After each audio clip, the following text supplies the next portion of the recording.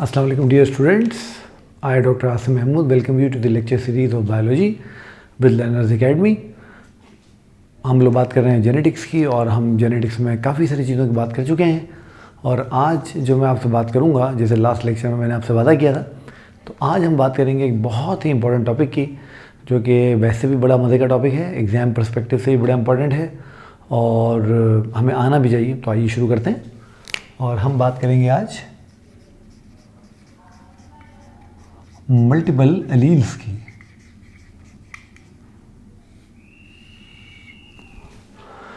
अब यहाँ तक कुछ चीज़ें आपको बहुत अच्छी तरह क्लियर हो चुकी होंगी। जीन का कॉन्सेप्ट आपको पता आ गया है, एलील आपको पता है क्या होते हैं, होमोज़ाइगस एलील, हेटेरोज़ाइगस एलील, ये सब आपको मालूम है, ठीक है ना।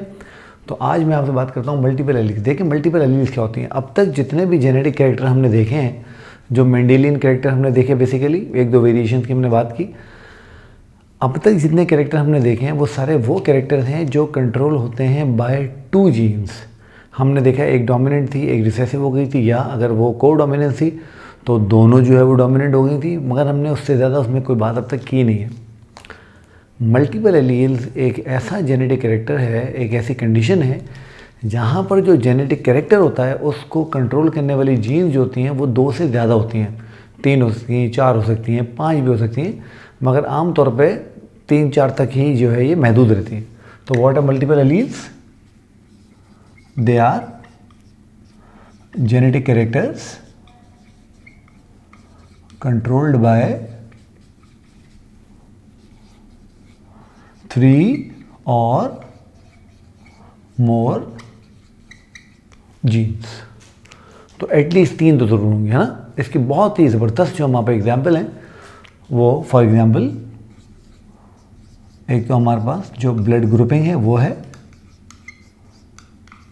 और एक और बहुत ज़बरदस्त जो एग्जाम्पल है हमारा, वो हमारा आई कलर है। बेसिकली आपको पता है हमारी जो आई का जो कलर है, बेसिकली ये आई का कलर नहीं होता, it's a colour of iris. और आइरिस क्या होता है? It's a diaphragm. हमारी आँख में बेसिकली लाइट की इंटेंसिटी को कंट्रोल करने के लिए अल्लाह ताला ने एक डायफ्राम लगा रखा है, एक क्या कहना चाहिए उसको आप समझें, एक गेट लगा रखा है, और वो गेट लाइट इंटेंसिटी के हिसाब से छोटा या बड़ा होता रहता है। से फॉर एग्जांपल अगर आप किसी ऐसी जगह जाएं जहाँ बहुत लाइट हो, फ़र्ज़ करें आप सनलाइट में चले जाएं, तो वो गेट छोटा हो जाएगा ताकि बहुत इंटेंस लाइट आँख में ना आ जाए, और अगर आप किसी डार्कर प्लेस में हैं तो वो बड़ा हो जाएगा ताकि ज़्यादा से ज़्यादा लाइट आँख के अंदर आए ना। ये जो गेट है, इस गेट को हम प्यूपिल बोलते हैं, और प्यूपिल बेसिकली गैप होता है आइरिस के दरमियान में, ठीक है ना। तो ये जो आई कलर होता है basically it's a colour of iris. तो ये हमारी आई का कलर नहीं होता, पर रेटिना तो कलरलेस होती है ना। अच्छा, जब हम बात करते हैं ब्लड ग्रुपिंग की, तो ब्लड ग्रुपिंग को कंट्रोल करने वाले जो एलील्स हैं हमारे पास वो 3 हैं, और जो आई कलर का जो कैरेक्टर है वो 4 हमारे पास जो जीन्स हैं उनसे कंट्रोल होता है। तो आप देख रहे हो उसको 3 कर रही हैं, उसको 4 कर रही हैं, तो ये मल्टीपल एलील्स के हमारे पास एग्जाम्पल है, ठीक है। अच्छा, अब हमारी जो टेक्स्ट बुक ने हमें समझाने के लिए एग्जाम्पल ली हुई है, वो ली हुई है ब्लड ग्रुपिंग की। तो आज मैं आपसे बात करूंगा ब्लड ग्रुप्स की। तो पहले मैं आपसे सवाल पूछता हूं कि व्हाट इज़ ब्लड ग्रुपिंग। तो आप इस लेवल पे आके, इस जगह पे आके इस वीडियो को 5 सेकंड के लिए पॉज कीजिए, अपने आप से ये सवाल कीजिए कि ब्लड ग्रुपिंग हम पढ़ते तो हैं, मगर क्या अभी कभी हमने समझने की कोशिश की है कि ब्लड ग्रुपिंग क्या चीज़ है। तो इसको पॉज कीजिए और सोचिए। तो what is blood grouping? It is a system of classification of blood into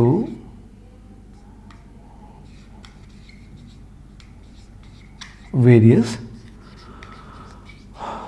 groups. अच्छा, अब आपने ये बात बहुत अच्छी तरीके से याद रखनी है कि ब्लड ग्रुपिंग को, यानी ब्लड को ग्रुप्स में डिवाइड करने वाले जो सिस्टम है देयर मैनी, बहुत सारे हैं। तो बहुत सारे ब्लड ग्रुपिंग के सिस्टम है, मगर हमारी किताब ने जो हमें समझाने के लिए सिस्टम लिया है इट्स कॉल्ड, तो जो मोस्ट कॉमन है, जो पूरी दुनिया में इस्तेमाल होता है और आप आए दिन उसको उस बारे में सुनते रहते हैं, तो most common is ABO system. तो थोड़ी सी मैं आपसे पहले इसकी बात करता हूँ, फिर मैं आपके साथ शेयर करता हूँ कि इसमें हमारे पास क्या क्या चीज़ें जो है वो हमारे पास मौजूद होती हैं। तो जब मैं आपसे ABO सिस्टम की बात करता हूँ तो बेसिकली जब मैं अपने रेड ब्लड सेल को देखता हूँ,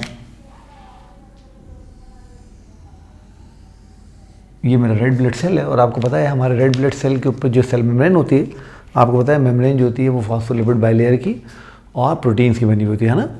इसमें बहुत सारे प्रोटीन ऐसे होते हैं जिनको हम एंटीजेंस कहते हैं। तो जो हमारा रेड ब्लड सेल है इसके ऊपर एक एंटीजन प्रेजेंट होती है, एक एंटीजन लोकेट करती है जिसको हम नाम देते हैं आइसोहीमोग्लूटिनोजिन का।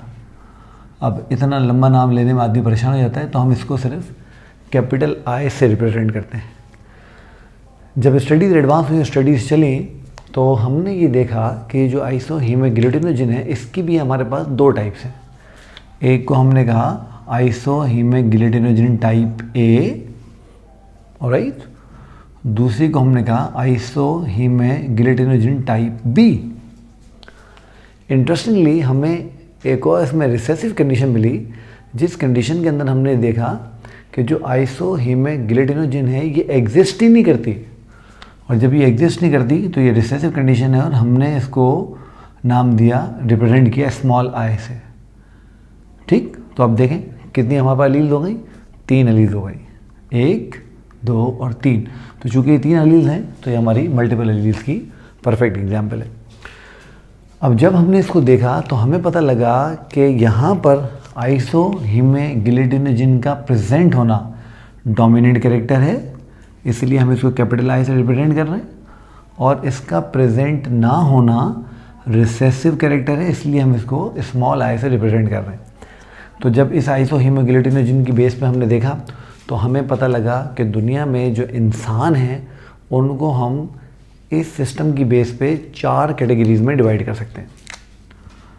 तो ब्लड ग्रुप्स,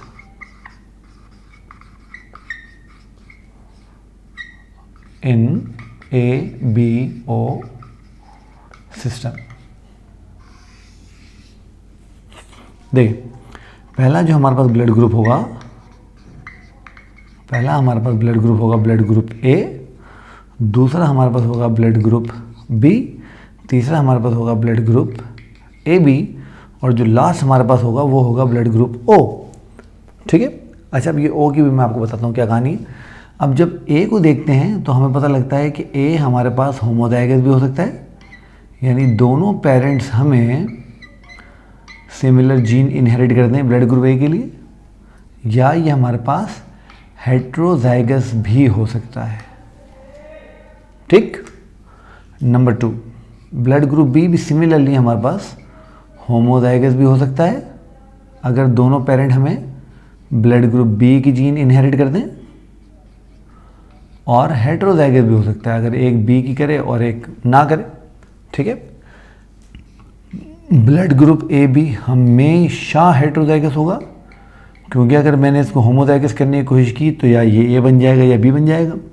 और ब्लड ग्रुप O बेसिकली वो कंडीशन है जहाँ पर हमारे पेरेंट्स हमें ब्लड ग्रुपिंग की आइसोहीमोग्लूटिनोजिन की जीन इनहेरिट ही नहीं करते।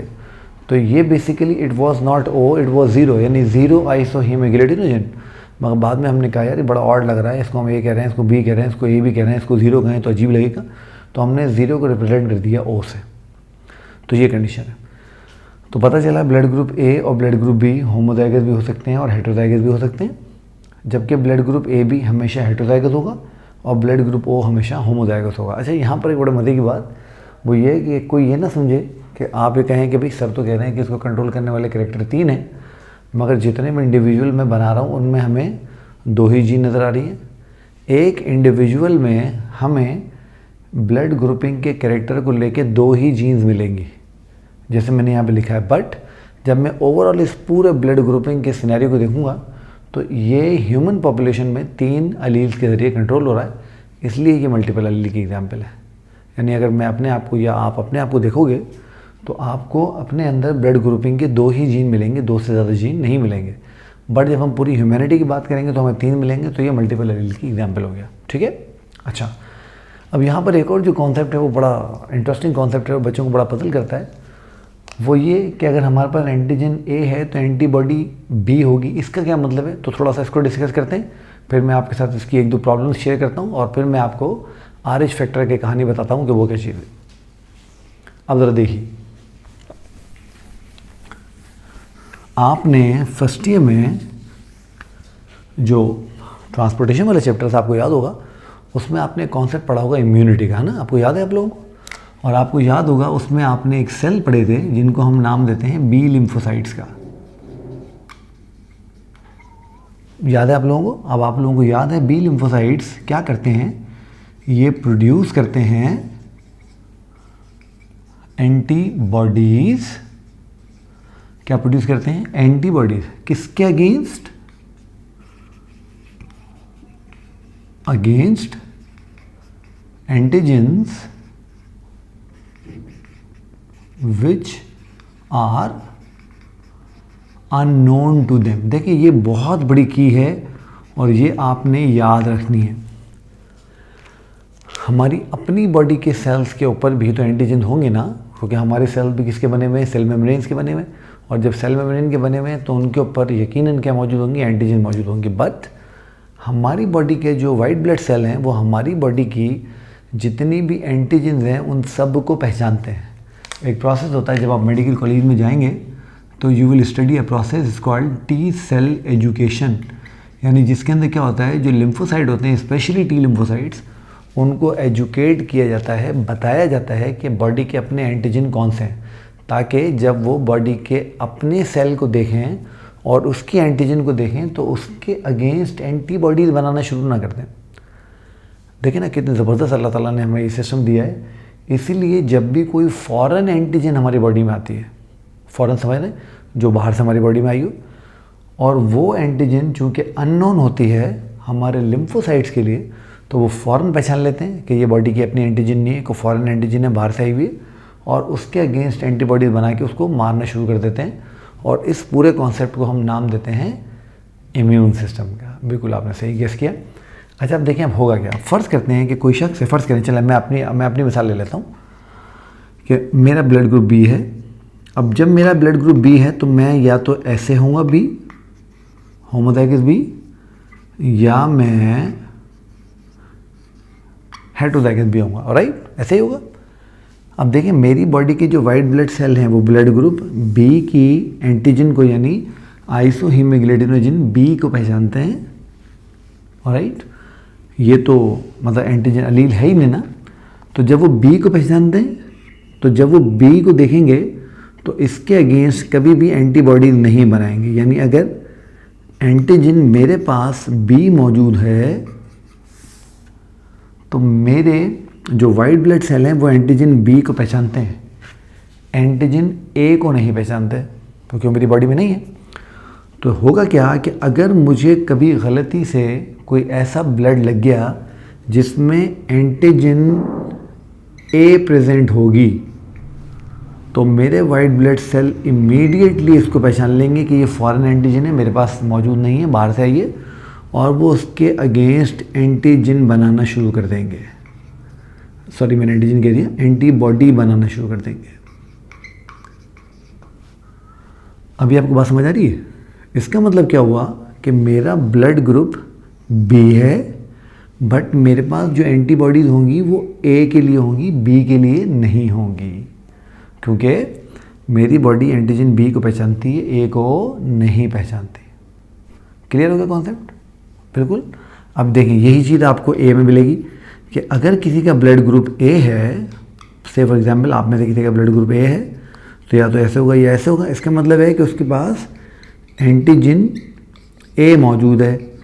तो जब एंटीजन ए मौजूद है तो आपकी बॉडी के लिम्फोसाइट्स एंटीजन ए को पहचानते हैं, बी को नहीं पहचानते। तो आपके पास जो एंटीबॉडी बनेगी वो बी की बनेगी, क्योंकि ए को तो आप पहचानते हो ना, बी को आप नहीं पहचानते हो, तो आप इसके अगेंस्ट एंटीबॉडी बनाओगे। अब देखो मज़े में कौन लोग रहे, मज़े में वो लोग रहे जिनके ब्लड ग्रुप ए भी है। जैसे मेरी मदर का ब्लड ग्रुप ए भी है। अब उसमें क्या होगा, उसके अंदर मेरी मदर की बॉडी एंटीजन ए को भी पहचानती है, एंटीजन बी को भी पहचानती है, दोनों को पहचानती है। जब दोनों को पहचानती है तो क्या ये किसी चीज़ के अगेंस्ट एंटीबॉडी बनाएगी तो there will be no antibody, सवाल ही नहीं पैदा होता, क्योंकि ये दोनों को पहचानती है। और अगर किसी का ब्लड ग्रुप ओ है तो ये ना ए को पहचानता है ना बी को पहचानता है, तो इसके पास एंटीबॉडी ए भी होगी और एंटीबॉडी बी भी होगी। ये बात आपको समझ आई? तो होपफुली ये कॉन्सेप्ट आपके सारा अब तक जो है वो क्लियर हो गया होगा, है ना। अब जब ये कॉन्सेप्ट आपका क्लियर हो गया तो अब आपको समझ आ जाएगी बात कि हम ब्लड ग्रुप ए बी को यूनिवर्सल रेसिपिएंट क्यों कहते हैं। ए बी यूनिवर्सल रेसिपिएंट है। अब देखिए यूनिवर्सल रेसिपिएंट क्यों है, क्योंकि इसकी बॉडी कोई भी एंटीबॉडी जनरेट नहीं करती। जब एंटीबॉडी जनरेट नहीं करती तो आप किसी भी ब्लड ग्रुप का ब्लड इसको लगा दें, ये उसको एक्सेप्ट कर लेंगे। समझ रहे बात को आप? इसी तरीके से जो ब्लड ग्रुप ओ है उसको आप यूनिवर्सल डोनर कहते हो, क्योंकि इसके पास ना एंटीजन ए है ना एंटीजन बी है। जब एंटीजन ही नहीं है तो क्या ये एंटीबॉडी प्रोड्यूस करवा सकते हैं? सवाल ही नहीं पैदा होता, क्योंकि मैंने अभी भी आपको बताया कि एंटीबॉडीज़ तब प्रोड्यूस होती हैं जब आप एक्सपोज होते हैं टू एन एंटीजन। तो जब यहाँ पर एंटीजन नहीं है तो ये एंटीबॉडी प्रोड्यूस करवा ही नहीं सकते। इसलिए वो अगर कभी कोई ऐसी सिचुएशन आ जाए हॉस्पिटल के अंदर जहाँ पर कोई पेशेंट आए और बहुत हैवीली ब्लीड कर रहा हो और हमें पता ना हो उसका ब्लड ग्रुप क्या हो, तो हम उसको blood group O without test किए भी उसका ब्लड ग्रुप लगा सकते हैं। वो उसको जो है वो उसकी बॉडी एक्सेप्ट कर लेगी। ठीक है, ये बात आपको समझ आ गई भी? अच्छा, अब फिर वो बच्चे अक्सर मेरे सवाल पूछते हैं कि सर ये पॉजिटिव नेगेटिव का क्या चक्कर है। तो होता ये है कि जब हम ब्लड ग्रुपिंग को देखते हैं तो आइसोहीमोग्लूटिनोजिन जो हमारी जीन है उसके साथ हमें रेड ब्लड सेल की मेम्ब्रेन पे एक और एंटीजन मिली जिसको हम कहते हैं RH फैक्टर। अब ये RH जो है बेसिकली ये रीसिस मंकीज से हमने लिया है, क्योंकि ये हमें सबसे पहले रीसिस मंकीज के अंदर जो है वो हमने फाइंड आउट किया था। तो अब जिन लोगों की रेड ब्लड सेल की मेम्ब्रेन पे RH फैक्टर या RH एंटीजन होती है, हम उनको कहते हैं वो RH पॉजिटिव हैं। इफ RH एंटीजन प्रेजेंट, और अगर किसी के पास RH नहीं होती तो हम उसको कहते हैं RH negative. If RH antigen absent. तो ये पॉजिटिव नेगेटिव का चक्कर है। अब जब मैं RH फैक्टर को कंबाइन करूंगा ABO सिस्टम के साथ तो अब मैं ये बात कह सकता हूँ कि blood group AB positive universal donor है, रेसिपिएंट है, सॉरी मैं गलत कह गया हूँ, रेसिपिएंट है। और blood group O negative universal donor है। अभी आप बिल्कुल समझ गए होंगे, क्योंकि इसकी बॉडी एंटीजन ए को भी पहचानती है, एंटीजन बी को भी पहचानती है और RH एंटीजन को भी पहचानती है। तीनों एंटीजन को पहचानती है। जब एंटीजन को पहचानेगी तो एंटीबॉडीज प्रोड्यूस नहीं करेगी। और O नेगेटिव ना एंटीजन ए है ना एंटीजन बी है ना RH एंटीजन है। जब कोई भी एंटीजन नहीं है तो एंटीबॉडीज प्रोड्यूस नहीं होंगी। तो हम ये ब्लड किसी को भी जो है वो लगा सकते हैं। तो मैं अभी जो थोड़ी देर पहले आपसे बात कर रहा था कि हॉस्पिटल सेटिंग में अगर कोई ऐसा बंदा आ जाए जिसको ब्लड की फ़ौरन ज़रूरत हो और हमें पता ना हो उसका ब्लड ग्रुप क्या है, तो हम उसको O नेगेटिव ब्लड जो है बिला खुटके और बिला तरद्दुद के जो है वो उसको इन्फ्यूज़ करके उसकी जान बचा सकते हैं। कोई इतना बड़ा इशू नहीं है। तो ये बीटा मल्टीपल एलील्स का टॉपिक है। ये सारी मैंने उसके एस्पेक्ट्स की बात की। क्रॉस इसका कैसे होता है मैं आपको एक क्रॉस इसका करके बता देता हूँ, और बाकी फिर आप जो क्रॉसिंग जो है उसकी अपनी तरफ से क्रॉस बनेगी और